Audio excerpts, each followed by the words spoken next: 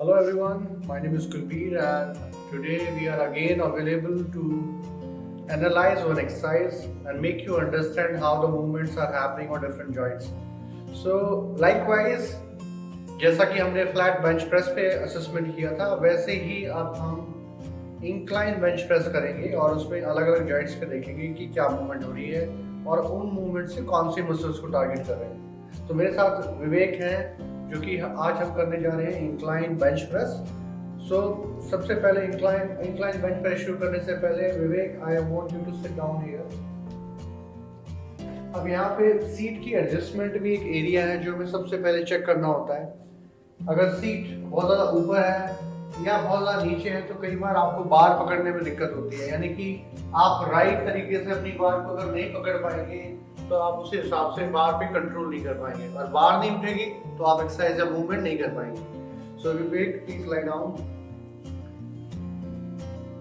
अब यहाँ पे जो ध्यान देने वाली बात है, जैसे ही जो फिटनेस प्रोफेशनल्स हैं उनकी लैंग्वेज में हम बात कर रहे हैं, जैसे ही आपने बार को पकड़ा तो आप देख सकते हो मेरी पाम इंटर रोटेशन चली गई है। ठीक है, तो इंटर रोटेशन होने की वजह से कौन सी मसल पे टारगेट हुआ है वो भी हम अभी डिस्कस कर रहे हैं। सो यहाँ पे हम ग्रिपिंग कैसे करेंगे, I will help you out to understand.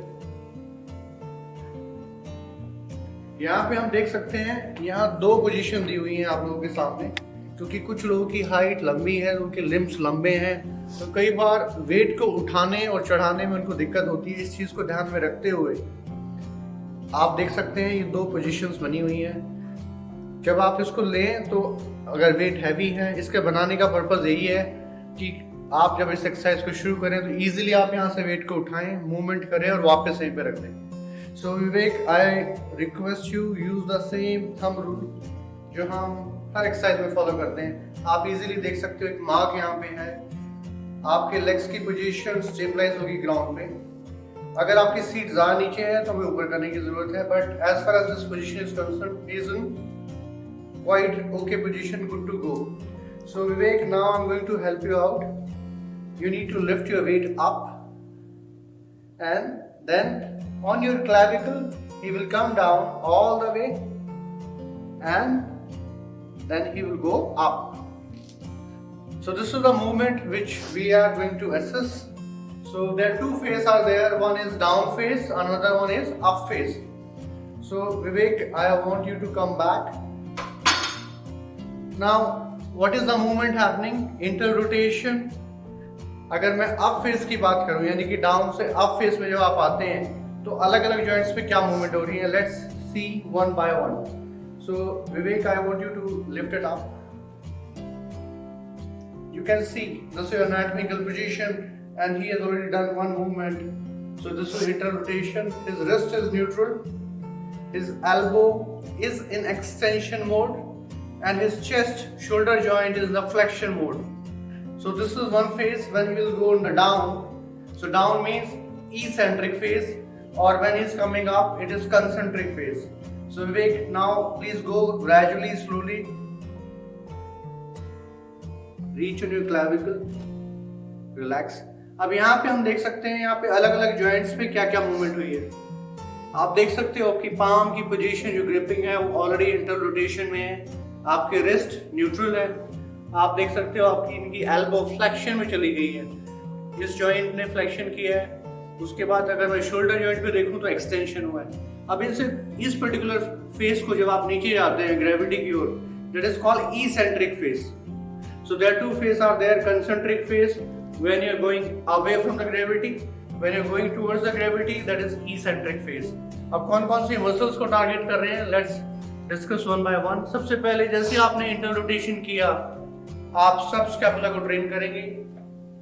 आप देख सकते हैं अभी हम बात कर रहे हैं आपकी डाउन फेज में। डाउन फेज में कौन कौन सी मसल्स टारगेट हो रही है, ये हमारी न्यूट्रल है, ये फ्लेक्शन हुआ है एल्बो जॉइंट पे यानी कि बाइसेप्स, लेकिन पुशिंग मूवमेंट है तो यानी कि ट्राइसेप्स ने लोड लिया इसेंट्रिकली। उसके बाद हम बात करें शोल्डर जॉइंट पे, शोल्डर जॉइंट पे एक्सटेंशन हुआ है, तो एक्सटेंशन यानी कि पेक्टोरियल मेजर जो कि मेजर मसल ग्रुप है जिस पे हम काम कर रहे हैं, और इसके साथ साथ triceps, these are two major muscle group जिस पे हमने काम किया है। अब ये हमने इसेंट्रिक फेस यानी कि डाउन फेस की बात की है। सो विवेक, जब हम ऊपर जाएंगे तो कौन कौन सी मूवमेंट होंगी और कौन कौन से मसल्स पे क्या मूवमेंट होंगी, let's discuss. So let's come up gradually one by one. Right health, you have to do like this only. आप देख सकते हैं वेट अभी लाइट है तो ही can lift the weight, otherwise a trainer's responsibility is there to lift the weight from down till up and it has to be very smooth. अगर आपको कहीं भी ये लगे कि ये मूवमेंट नहीं हो रही है, so the best way is you can take the weight and put it back. Same way you have to train your trainee and you have to tell them the moment you're not feeling comfortable with the weight, you can give me a prompt revert that okay, I can't do it or please take it back. Yeah, you can say yes or no. That's it. This is the way of doing it. Okay, now let's come back. This is the up phase, यानी कि हम concentric contraction कर रहे हैं। आप देख सकते हो आपकी pectoral major chest contraction mode में चली गई है, तो यानी कि फ्लेक्शन हुआ है। इस पर्टिकुलर जॉइंट पे फ्लेक्शन है। यहाँ पे देखें तो हम एक्सटेंशन हुआ है। एक्सटेंशन ट्राइसेप्स ने किया है, एक्सटेंशन हमेशा ट्राइसेप्स करती है। बाइसेप्स के साथ उसने सपोर्ट किया है। उसके बाद न्यूट्रल है, इंटर रोटेशन है। So these are the two phases are there which happen on the incline bench press. अगर हम डंबल प्रेस करेंगे वो भी सेम मूवमेंट्स होंगी। So Vivek, I want you to come back. Safety point, safety point कुछ लोग बहुत ज्यादा ग्रिप बहुत वाइड कर लेते हैं और उससे क्या होता है कि कई बार उनकी फिंगर्स जब वापस रखते हैं तो बार के साथ आने का खतरा रहता है, जिससे उनकी फिंगर इंजरी होने के चांसेस हैं। इसीलिए एक स्टैंडर्ड बेंच, यानी कि आप देख सकते हैं that is the ideal position of this bench, यानी कि आप देख सकते हैं इसके साथ हमने ओलंपिक बार रखी हुई है, एक मार्क लगा हुआ है। ये हमारे लिए किसी भी इंडिविजुअल के लिए, अगर आप आसपास नहीं है तो आप यहाँ से एक्सरसाइज शुरू कर सकते हैं। आप इजीली वेट को उठाएं, मूवमेंट केन और वापस रखें। So guys, this is what we are doing और this is what we do in incline bench press. Please go through the assessment what we have done. If you have any questions, you can come back to us. Thank you very much. Have a great time. Hello everyone. Today we are going to explain very important exercise which is sumo squat, यानी कि wide leg squat. अब इस exercise को करने का तरीका क्या है, ये जितने भी फिटनेस ट्रेनर्स हैं इस एक्सरसाइज करने में बहुत सारी गलतियां करते हैं और कई बार वो अपनी लोअर बैक इंजर कर देते हैं अपनी या अपने ट्रेनिंग की। तो इस एक्सरसाइज को समझने से पहले मुझे देखना पड़ेगा हम अलग अलग जॉइंट्स पे क्या मूवमेंट कर रहे हैं और उन मूवमेंट से आप किस मसल ग्रुप को ट्रेन कर रहे हैं। सो हमारे साथ है विवेक, जो कि इस मूवमेंट को डेमोन्स्ट्रेट करने में हमारी हेल्प करेंगे। सो विवेक, यूजुअली हम जब इस एक्सरसाइज को या कोई स्क्वाट पोजीशन करते हैं तो हमारे शोल्डर की जो जितनी चौड़ाई होती है उतनी चौड़ाई मेरे पेल्विस की या मेरे फुट पोजीशन की होती है। सो this is standard grip, standard position for any individual जिसको स्क्वाट करनी होती है। इसके बाद अगर हम वाइड लेग की बात करें तो Vivek, I request you little make more widen your legs. और यहाँ पे आप देख सकते हो मैंने इनका लेग का जो पोजीशन थी, जो पहले फेसिंग टुवर्ड्स यू थी, which was facing towards you, which I shifted outside, यानी कि एक्सटर्नल रोटेट कर गया है इनके हिप जॉइंट पे। तो ऑलरेडी इनके अबडक्टर्स, उसमें अबडक्टर्स पे काम होगा जब आप डाउन फेस में जाएंगे या अप फेस में जाएंगे, तो इनके अबडक्टर ऑलरेडी एंगेज हो गए हैं। जैसे हमारे बेंच प्रेस में हमारी इंटर रोटेशन होती है, वैसे ही लाइकवाइज मेरा हिप जॉइंट जो कि बॉल एंड सॉकेट जॉइंट है, और मैंने अपने लेग को जैसे बाहर की ओर उठा के बाहर की ओर लेफ्ट साइड में रखा है और राइट लेग को मैंने उठा के बाहर की ओर रखा, that is called external rotation और आपके एब्डक्टर एंगेजमेंट हो चुके हैं। अब इस एक्सरसाइज को करने का पर्पस क्या है? डेफिनेटली जब भी हम स्क्वाट्स की बात करेंगे, मेरे क्वाड्स, हैमस्ट्रिंग, ग्लूट्स, ये मेरे इंपॉर्टेंट एरिया जिनको मुझे स्ट्रॉन्ग करने के लिए मैं मूवमेंट करता हूँ। लेकिन कई बार जब हम over the period of time, यानी कि बार बार हम स्टैंडर्ड स्क्वाट पोजीशन में करते हैं, यानी कि जब आपके लेग्स नैरो होते हैं, लेग्स जब नैरो होते हैं तो आप देख सकते हो अगर इस मूवमेंट को आप रेगुलरली करेंगे over the period of time तो आपकी इनर थाई कहीं ना कई बार वीक नजर आती है। मैं उनकी बात कर रहा हूँ जो बॉडी बिल्डर्स हैं, जो स्टेज पे आते हैं और उनकी मार्किंग होती है। अगर इनर थाई वीक दिखाई देगा या मैं कहूँ आपका outer head, lateral head weak दिखाई देगा, इन चीजों को कंपनसेट या स्ट्रॉन्ग करने के लिए हम ये मूवमेंट करते हैं। So Vivek, please come on the same movement again. अब यहाँ पे इस मूवमेंट को करने के लिए, स्क्रीन करने के लिए हम मूवमेंट्स को स्क्रीन कहाँ से करेंगे? सो हम इस मूवमेंट को देखेंगे सैजिटल प्लेन से, यानी कि साइड व्यू से चेक करेंगे। So Vivek, I request you turn your head this side, take the same position and then go down gradually slowly. So this is the right gripping, जो कि आप देख सकते हो एक हाथ आपका सुपाइन पोजीशन में है और एक हाथ आपका प्रोन पोजीशन में है। अगर आप मूवमेंट इस तरीके से करेंगे तो आप बार पे अच्छा कंट्रोल कर पाएंगे और मूवमेंट को अच्छे से अच्छे डेमोन्स्ट्रेट कर पाएंगे। दूसरा, जितनी मूवमेंट अच्छी पकड़ी होगी उतनी आपके वर्किंग मसल्स पे आप अच्छा फोकस कर सकते हैं। Vivek, I request you look straight. So this is the right stance when we start this movement. Of course, बार इसमें अगर वेट लगा होगा तो आपको इससे नीचे नहीं जाना पड़ेगा, लेकिन this is the starting position जहाँ से आप शुरू करते हैं। यहाँ पे जो सबसे इम्पोर्टेंट एरिया है, जो इस पर मुझे ध्यान देने की जरूरत है, मेरी लोअर बैक है, जो कि लंबर एरिया है, जो कि मुझे स्टेबिलिटी देती है। अगर ये राउंडेड है, यानी कि मैं देख सकता हूँ, अगर मैं देख सकता हूँ ये एरिया जो मेरा लंबर एरिया है, ये सबसे सेंसिटिव एरिया है। अगर आपने गलत तरीके से, राउंडेड तरीके से वेट को उठाने की कोशिश की और वेट हैवी है, you can injured your lumbar area and because of this you will definitely not able to do all the movements. इसके बाद नेक्स्ट रीजन देखूं तो मेरा थॉरस रीजन है, जो कि मोबाइल है, जिस वजह से विवेक आगे झुके हुए हैं और ये हमारी बॉडी की एनाटॉमिकली अगर हम देखें तो ये सब मूवमेंट करने के लिए ही बनी है। सो विवेक, लुक स्ट्रेट और धीरे धीरे आपको ऊपर उठना है। जब ऊपर उठेंगे हमें हिप जॉइंट, नी जॉइंट और एंकल जॉइंट को देखेंगे। सामने देखिए सर, डोंट लुक डाउन।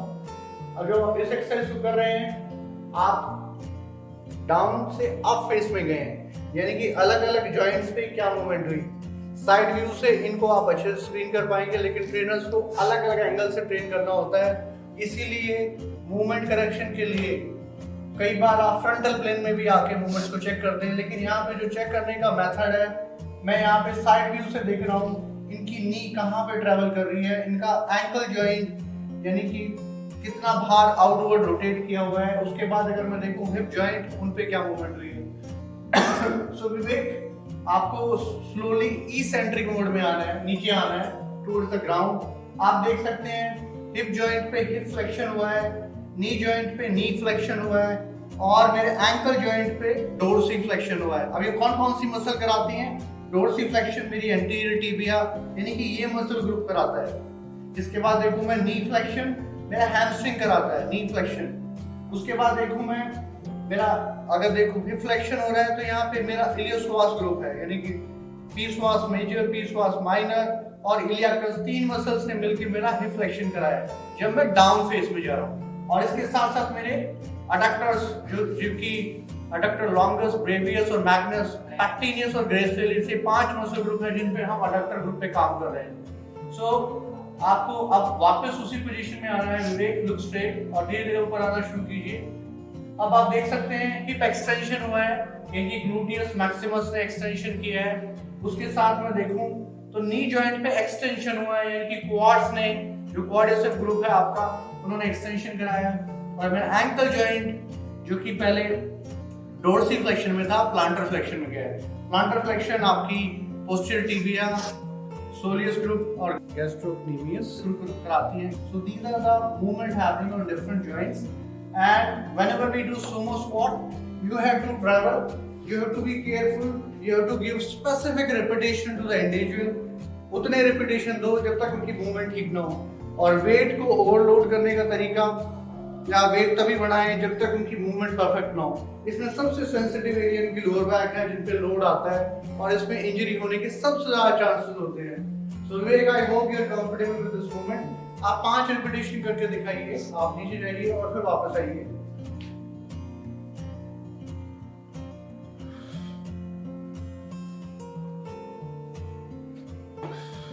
तो आप देख सकते हैं इनका नी जॉइंट बाहर की ओर, इनके फुट की ओर जा रहा है। This is the what is the right position, क्योंकि एक्सटर्नल रोटेशन हो चुका है। एक्सटर्नल रोटेशन उनकी अबडक्शन, जो कि आपका ग्लूटियस मीडियस मिनिमस ग्रुप करा रहा है, टीएफएल करा रहा है। That's why it is in constant position, यानी कि आप इसेंट्रिक में या कंसेंट्रिक में, क्योंकि अबडक्टर ऑलरेडी काम कर रहे हैं। जैसे हमारे जिम्स में एक मशीन बनी हुई है अबडक्शन, तो अबडक्शन जब हमें करना होता है तो हम इस पोजीशन में होते हैं और बाहर की ओर लेके जाते हैं। हम वही काम कर रहे हैं, हमने अपने फुट की पोजीशन बाहर वाइड स्टांस की हुई है और उसी पर्टिकुलर पोजीशन में हम इसेंट्रिक एंड कंसेंट्रिक मूवमेंट कर रहे हैं। So guys just be very attentive whenever your trainee is doing this movement, you need to be extra careful because आपकी एक छोटी सी गलती से he can get injury in his lower back. So be very specific with the weight. You can't give the same weight and don't do ego lifting. कई बार हम gymnasium में देखते हैं कि हम उसने इतना वेट उठाया तो मैं भी इतना ही वेट उठाऊंगा. So very important for you guys. Vivek, I request you please put the weight down and come back. जो यहाँ पे ध्यान रखने वाली बात है, जब आप अगेंस्ट ग्रेविटी आएंगे तो आपका कंसेंट्रिक कॉन्ट्रैक्शन है, जब टुवर्ड्स ग्रेविटी जाएंगे इसेंट्रिक कॉन्ट्रैक्शन है. इसेंट्रिक 4 सेकंड के लिए करना चाहिए एज पर द एसीएसएम गाइडलाइन, और अगर हम बात करें कंसेंट्रिक कॉन्ट्रैक्शन 2 सेकंड में होना चाहिए. इसके साथ साथ एक्सेल आपका एक कांस्टेंट प्रोसेस है. अगेंस्ट ग्रेविटी आपको एक्सेल करना है. जितना आप अच्छा एक्सेल करेंगे, आप अपने डीपस मसल है जो आपके ट्रांसवर्स एब्डोमिनस है वो भी आप साथ साथ ट्रेन कर सकते हैं, और आपके वर्किंग मसल्स को आप अच्छे से अच्छी फ्रेश ऑक्सीजन दे सकते हैं, जिससे आपकी मूवमेंट्स और बेटर हो जाएगी. So guys, I hope you like this video. Please be attentive. Thank you very much. Have a great time. Hello guys, मैं जो नेक्स्ट मूवमेंट आप लोगों के सामने एक्सप्लेन करने जा रहा हूँ, नेक्स्ट एक्सरसाइज, उसका नाम है आर्नोल्ड प्रेस. ये हर जिम गोवर, हर इंडिविजुअल चाहता है कि मेरे अच्छे डेल्टोइड हों, मेरे शोल्डर्स अच्छे फॉर्म दिखाई दें. यानी कि आप over the period of time shoulder press करते रहते हैं, बार से करते हैं, डंबल से करते हैं. कहीं ना कहीं इस मूवमेंट की वजह से, रिपीटेटिवली करने की वजह से आपका शोल्डर जॉइंट की मोबिलिटी कम हो जाती है. उस मोबिलिटी को मेंटेन करने के साथ साथ हम एक वेरिएशन ऐड कर रहे हैं, that is called Arnold press. अब आर्नोल्ड प्रेस यानी कि मैं बात कर रहा हूँ, मेरे साथ हैं विवेक. इस मूवमेंट को हम करने के लिए इनके डेल्टोइड पे काम करेंगे. Deltoid, anterior deltoid, lateral, posterior deltoid. इसके साथ साथ जब हम बात करें एनाटॉमिकली पोजीशन से, या डंबल पकड़ेंगे यहाँ पे, तो आप देख सकते हो इनकी जो पोजीशन है, सुपाइन पोजीशन ग्रिप कह सकते हो आप, सुपाइन ग्रिप में है ये. और यहीं से ये वेट को जब ऊपर की ओर प्रेस करेंगे तो ये रोटेट करेंगे. तो यानी कि आप सुपाइन से you are going in the prone position. ये आपकी सुपाइन पोजीशन है, प्रोन पोजीशन. इसके साथ साथ अगर आप ध्यान दें, इंटर रोटेशन हो रहा है. तो इंटर रोटेशन के साथ साथ मैं एल्बो जॉइंट देखूं तो आपका न्यूट्रल है, एल्बो जॉइंट पे एक्सटेंशन हुआ है, और अगर शोल्डर जॉइंट पे देखूं तो अबडक्शन हुआ है. तो अभी इसी मूवमेंट को हम करने जा रहे हैं. Vivek, I request you please sit on the bench, और इस मूवमेंट को हम डेमोन्स्ट्रेट करेंगे. Please sit down. इसमें भी हम 2 मूवमेंट्स चेक करेंगे, 2 फेज हैं हर मूवमेंट की तरह, concentric phase and eccentric phase. यानी कि इन्होंने न्यूट्रली सुपाइन पोजीशन में ग्रिप को पकड़ा हुआ है. मूवमेंट्स को करने का अच्छा तरीका क्या है, थोड़ा सा बैंक से आप दूर रहेंगे, आप अपने लंबर्स को सपोर्ट कर सकते हैं, और आप इसी जगह इस मूवमेंट को करेंगे. तो जब आप ऊपर जाएंगे तो एक्सेल करेंगे, जो कि एनाटॉमिकल ब्रीदिंग पैटर्न है. आप वॉकिंग मसल्स को ज़्यादा ऑक्सीजन दे रहे हैं. So Vivek, let's push it up. जब आप ऊपर जाएंगे तो रोटेट करेंगे. जैसा आप नोटिस कर पा रहे हैं विवेक की कहीं ना कहीं shoulder mobility, I found it is not that much great. कहीं ना कहीं ही is founding struggle in this movement. So जितना आपका शोल्डर जॉइंट मोबाइल होगा उतनी आपकी मूवमेंट अच्छी होगी. तो यहाँ पे अगर मैं ध्यान देखूँ तो मेरे 3 जॉइंट हैं.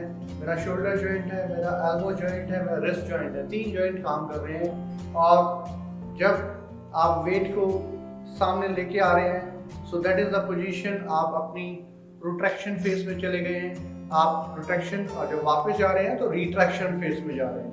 तो लेट्स असेस दिस मूवमेंट, अलग अलग जॉइंट्स पे क्या मूवमेंट हो रही है और किस मसल ग्रुप पे काम कर रहे हैं. So Vivek, I want you to go down, do the repetition gradually and exhale while you come up. All right, so now you can see again abduction से adduction में चला गया इनका shoulder joint.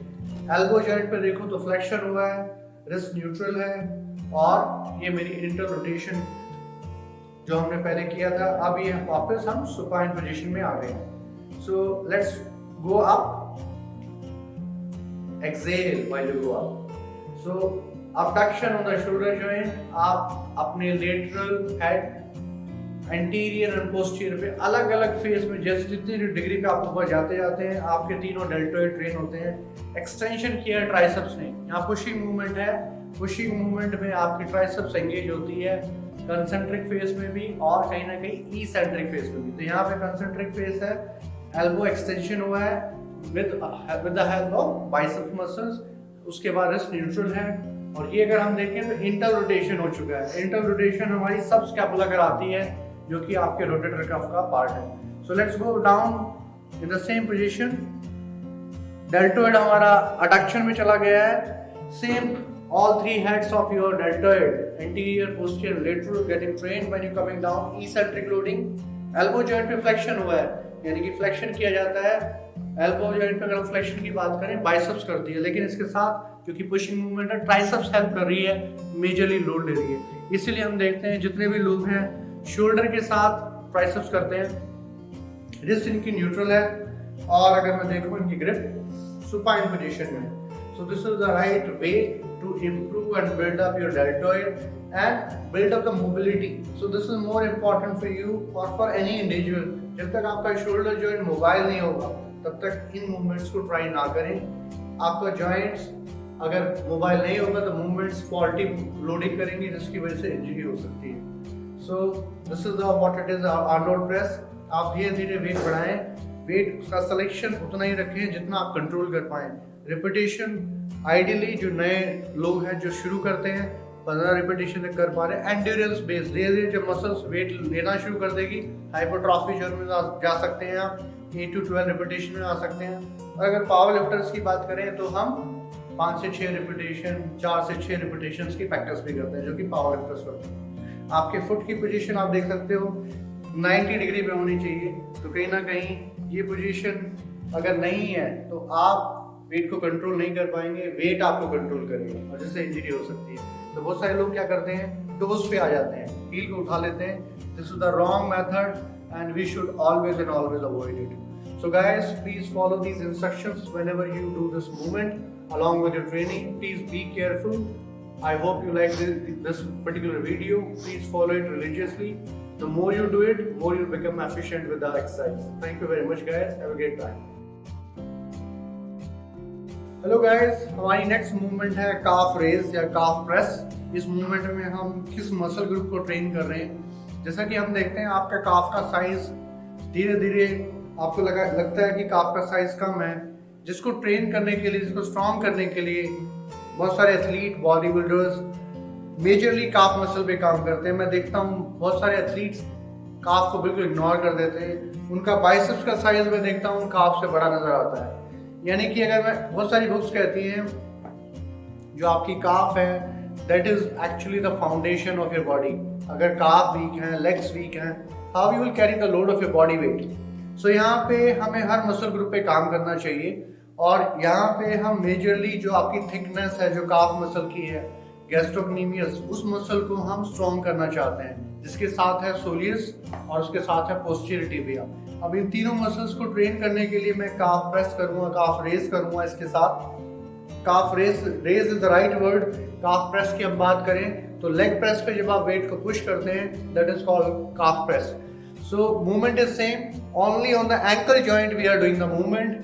सो जब आप प्रेस करते हैं नीचे तो प्लांटर फ्लेक्शन हो रहा होता है, जब वापस आते हैं तो डोर्सी फ्लेक्शन हो रहा होता है। So Vivek, I request you to come back and demonstrate this movement along with अस।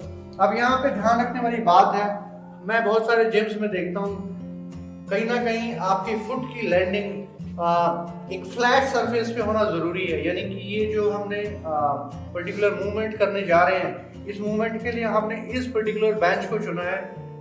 कोशिश करें ऐसी कोई मूवमेंट ना करें। बहुत सारे लोग इस पे करने की कोशिश करते हैं और इस पे क्या होता है, कई बार आप स्लिप होने के चांसेस हैं जिससे इंजरी हो सकती है, आपके शिन पे इंजरी हो सकती है। इसलिए आपका फुट यहाँ पे आधा भार रहेगा, यानी कि कंफर्टेबली आपको देखना है। आपके नी सॉफ्ट रहेंगे, नी को सॉफ्ट कीजिए और उसके बाद आप धीरे धीरे अपने काफ मसल्स को स्ट्रेंथन करने के लिए मैं आपसे रिक्वेस्ट करूंगा विवेक, आपको अपने टोज पे आना है। तो यानी कि धीरे धीरे जैसे आप ऊपर जाएंगे आप देख सकते हो इनका गैस्ट्रो गैस्ट्रोसिमिनोसिस मसल जो है, गैस्ट्रोमीनियस मसल है, it is looking really dense, ये कॉन्ट्रैक्ट हो चुका है। इसके साथ इनकी सोलियस मसल है, पोस्टीरियर टिबिया है। तो ये मेरा कंसेंट्रिक फेस है, और जब मैं वापस आता हूँ तो ये मेरा इसेंट्रिक फेस है। तो यानी कि मेरे एंकल जॉइंट पे जब मैं मूवमेंट को शुरू करता हूँ that is called go up plantar flexion, और जब मैं वापस आता हूँ dorsi flexion. So this is a great exercise for individuals to make their calf stronger. इसमें कहीं ना कहीं क्योंकि स्मॉल मसल है, आप रेपिटेशन कितने कर सकते हो, 10 से 12 रेपिटेशन अगर आप ढंग से करेंगे तो आपका muscle, you will feel the muscle start burning, it will start feeling fatigue. So right way would be ideally 10 से 12 रेपिटेशन कर सकते हैं। अगर आप ज्यादा ओवरलोड लेना चाहते हैं आप सिंगल लेग से भी कर सकते हैं, यानी कि इस लेग को उठा के आप सिर्फ you can start lifting up. And बहुत सारे एथलीट्स करते हैं इसको, करने का जो तरीका है उनको लगता है धीरे धीरे दोनों लेग से उनकी मूवमेंट्स जो कर रहे हैं बहुत स्मूथ हो रही है और उतना लोड क्वाड्स आपके काफ मसल पे नहीं आ रहा है, तो इसलिए बहुत सारे लोग ये मेथड भी फॉलो करते हैं। इसके साथ तीसरा जो मेथड है जो इसको करने का है, लोग कई बार हाथ में डंबल्स भी ले लेते हैं रेसिस्टेंस बढ़ाने के लिए। सो this is a great exercise, please be careful whenever you do this movement. So guys, please be careful whenever you do this. This is my extra conscious for those people who want really good calf. So perform this exercise, do 8 to 10 repetition twice in a week and you can see great result in your calf muscle. Thank you very much. So पहली जो movement हमने इससे पहले की थी वो थी हमारी स्टैंडिंग काफ रेस, जिसमें हम गैस्ट्रोसिमिनियस पे काम कर रहे थे और इसके साथ ही काफ मसल्स, सोलियस और पोस्टीरियर टिबिया पे काम कर रहे थे। लेकिन कई बार हम देखते हैं उतनी थिकनेस नहीं आ पाती आपके काफ। सो एक वेरिएशन है एक्सरसाइज के लिए। इस एक्सरसाइज को अगर हम सिटिंग पोजीशन में सेम मूवमेंट कर रहे हैं तो आपकी सोलियस जो कि सेकंड मसल है वो ज़्यादा एंगेजमेंट हो जाएगी और आप देखेंगे आपके रिजल्ट्स बेटर आएंगे। मूवमेंट अगर मैं देखूँ एंकल जॉइंट पे, आपको क्या करना है, वापस you have to go down and you have to lift all the way to up। तो जितना आप ऊपर जाएंगे आपका मसल उतना अच्छा कॉन्ट्रैक्ट करेगा। यानी कि प्लांटर फ्लेक्शन हो रहा है जब आप अपने फुट पे या टोज पे आने की कोशिश कर रहे हैं और डोर्सी फ्लेक्शन जब वापस जा रहे हैं। तो यहाँ पे कौन कौन सी मसल स्ट्रेन हो रही है, तो जब हम वापस नीचे पुश करते हैं आप देख पा रहे हैं प्लांटर फ्लेक्शन यानी कि पोस्टीरियर टिबिया, गैस्ट्रोमीनियस और उसके साथ हमारी पोस्टीरियर टिबिया के साथ है सोलियस मसल जो कि मेजर मसल है। जब वापस जाना शुरू करूंगा तो डोर्सी फ्लेक्शन हो रहा है मेरी एंटीरियर टिबिया और ये मेरे मसल ग्रुप है जितने इस पर्टिकुलर मूवमेंट्स को इसेंट्रिकली लोडिंग में हेल्प करते हैं। तो यानी कि ये दो पर्टिकुलर फेस हैं जो आप देख सकते हो, कंसेंट्रिक कॉन्ट्रैक्शन जब ऊपर गए और इसेंट्रिक कॉन्ट्रैक्शन। यहाँ पे आप कंट्रोल कर सकते हो वेट को बड़े इजीली। मैं देखता हूँ बहुत सारे एथलीट्स अपने काफ मसल को स्ट्रेंथन करने के लिए, क्योंकि देख पाते हैं कि काफ कितना बड़ा दिख रहा है और कॉन्ट्रैक्शन आपको विजिबल दिखाई देता है, तो यहाँ पे 3 से 4 सेकंड को इजीली कर लेते हैं as compare to any other movement. Concentric contraction 1 to 2 second, eccentric contraction 3 to 4 second, which is the standard formula. अगर ये ग्रेजुअली जब आपको लगे कि आप मूवमेंट होनी शुरू हो गई है, मैं आपको रेसिस्टेंस दे सकता हूँ, यानी कि मैं कुछ प्लेट्स आपके थाइस पे रख सकता हूँ और ग्रेजुअली अभी मैंने हालांकि लाइट वेट दिया है वेट को, क्योंकि मूवमेंट हम करने जा रहे हैं। जैसी जैसी कैपेसिटी है जितना आप वेट ले सकते हो, जैसा आपका गोल है, धीरे धीरे आप ये वेट भी बढ़ा सकते हो। Now please do 5 repetition for me. आप देख सकते हो कितना अच्छा कॉन्ट्रैक्शन हो रहा है। यहाँ पे ये हमने प्लेट नीचे लगाई है क्योंकि कुछ हमें ऐसा पर्टिकुलर इक्विपमेंट नहीं मिला है, जैसा कि अदरवाइज अगर आपका स्टेपर है आप वो भी यूज कर सकते हैं, या इससे पहले जिसमें हमने काफ रेस किया था कुछ ऐसा फ्लैट सरफेस होना चाहिए जिसपे आपका एंकल, मैं कहूँ आपका जो प्लांटर है आपके फुट का वो इजीली लैंड करे और आधा फुट आपका बाहर होना चाहिए। कई बार कुछ लोग कोशिश करते हैं अपने काफ को ज़्यादा ट्रेन करने के लिए वो पीछे लेके जाते हैं, जिससे कई बार अगर वेट ज़्यादा है तो इंजरी होने के चांसेस है। इस तरह की प्रैक्टिस से आप बचें, क्योंकि मूवमेंट तो वही हो रही है लेकिन कहीं ना कहीं आपने अपने आप को रिस्क जोन में डाल दिया। So guys please avoid this movement and please feel free to come back to us. Thank you very much. So next movement जो हम करने जा रहे हैं उस मूवमेंट का नाम है केबल क्रॉसओवर, यानी कि जो एक्सरसाइज है केबल क्रॉसओवर, उसमें अलग अलग जॉइंट्स पे क्या मूवमेंट हो रही है ये एक्सरसाइज असेसमेंट हम आपके सामने कर रहे हैं। Let's do this movement and check कि अलग अलग जॉइंट्स पे हम क्या मूवमेंट कर रहे हैं। तो यहाँ पे जो ध्यान देने वाली बात है, हम अपना शोल्डर जॉइंट देखेंगे, आपका अगर एल्बो जॉइंट देखिए जो कि लॉक पोजीशन में होगा, यानी कि एक रेफरेंस पॉइंट दे रहा हूँ अपने व्यूअर्स के लिए। जो हम फ्लाइज में करते हैं हमारा एल्बो हल्का सा फ्लैक्स होके लॉक होता है ताकि हम मूवमेंट कर पाएँ। रिस्ट मेरी न्यूट्रल होगी और ये मेरा, क्योंकि आप देख सकते हो, सुपाइन पोजीशन में है और यहीं से मैंने केबल को पकड़ना है, यानी कि मेरी हैमर ग्रिप में आप वेट को पकड़ेंगे। कई बार कुछ इंडिविजुअल इसको रोटेट कर देते हैं तो इसकी वजह से इंटर रोटेशन हो चुकी है। तो let's start this movement in this position hammer grip. ये हमारी एनाटॉमिकल पोजीशन है जहाँ से हम एक्सरसाइज शुरू करते हैं। पैरों की पोजीशन की बात करूँ तो क्योंकि वेट को आप आगे पुल करते हैं तो बेस्ट मेथड वुड बी एक पैर आप आगे लेके आएंगे और इस तरह से आपकी चेस्ट बाहर होगी, उसके बाद वेट यहाँ पे होगा और वेट से आप ये मूवमेंट करें। एक चीज़ और मैं अपने व्यूअर्स के लिए एक मैसेज देना चाहता हूँ जो कि बहुत कंफ्यूज नज़र आते हैं जब हम बात करते हैं इस पर्टिकुलर मूवमेंट की। इस मूवमेंट को और केबल क्रॉसओवर के साथ मैं बात करूँ चेस्ट फ्लाई, ये दो मूवमेंट्स को याद करने का बड़ा इजी तरीका है। इनको हम ट्रांसवर्स प्लेन में देखते हैं, यानी कि टॉप से देखते हैं। टॉप से अगर मैं देख लूँ तो ये मूवमेंट मेरी हॉरिजॉन्टल फ्लेक्शन या अडक्शन होगी, हॉरिजॉन्टल अडक्शन, ये हॉरिजॉन्टल एक्सटेंशन एंड अबडक्शन होगी। ये मैं रेफरेंस दे रहा हूँ ताकि आप लोगों को याद रहे। इसके अलावा अगर मैं अपनी एल्बो, जो कि बेंच प्रेस में हमारा फ्लेक्शन एक्सटेंशन हो रहा था जो कि सैजिटल प्लेन में चला गया था, यहाँ पे सिर्फ और सिर्फ हम ध्यान देंगे ये जॉइंट हमारा एक मूवमेंट पे रोटेट कर रहा है। सो this is the reference point. जब भी हम कोई मूवमेंट पैरेलल टू फ्लोर कर रहे हैं वो हॉरिजॉन्टल फ्लेक्शन एक्सटेंशन में काम करेंगे या adduction abduction. Specifically this movement जो कि हम विवेक के साथ करने जा रहे हैं, विवेक वेट को हम पहले कम रखेंगे, प्लीज होल्ड दीज हैंडल्स, और जिस पोजीशन में मैंने आपको बोला है उसी पोजीशन पे यस, ज़्यादा आगे ना जाएं क्योंकि जितना आगे जाते हैं कई बार बहुत सारे इंडिविजुअल बहुत आगे चले जाते हैं। जैसे वेट जो कि पुली पे रोटेट कर रहा होता है, ज़्यादा जाने की वजह से उसको उतना रास्ता नहीं मिलता और वो it back on your machine और फिर बड़े केबल भी टूट जाते हैं। थोड़ा पीछे आइए प्लीज। यस, अब यहाँ पे आप देख सकते हैं जो हमारा कॉन्ट्रैक्शन फेज था, आपका चेस्ट कॉन्ट्रैक्ट कर चुका है और आप ये हमारा हॉरिजॉन्टल फ्लेक्शन हो चुका है, यानी कि पैरेलल टू फ्लोर जैसा मैंने बताया। हॉरिजॉन्टल फ्लेक्शन एडक्शन हमारे शोल्डर जॉइंट पे, ये मेरा न्यूट्रल है, लॉक पोजीशन है, फ्लेक्स पोजीशन में है, मैंने लॉक किया हुआ है, ये न्यूट्रल है, ये मेरी हैमर ग्रिप है। सो जब मैं वापस आता हूँ this one and then exhale while you go down, तो आप देख सकते हो जब वापस जा रहे हैं आप, open your arms, Vivek, horizontal extension या अबडक्शन हो रहा है आपके शोल्डर जॉइंट पे और आप देख सकते हो एल्बो फ्लेक्स पोजीशन में, ये आपके न्यूट्रल है और ये मेरी हैमर ग्रिप में, हैमर ग्रिप पोजीशन है।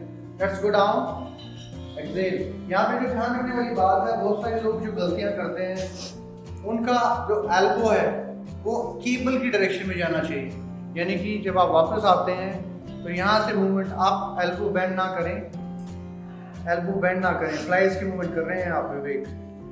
चलिए let's go down, this one, exhale, come back, that's it, push करो। तो जब तक आपकी मूवमेंट ठीक नहीं होती तब तक आप गलत लोडिंग करने के चांसेस रहते हैं। 2 रिपीटेशन और करेंगे हम,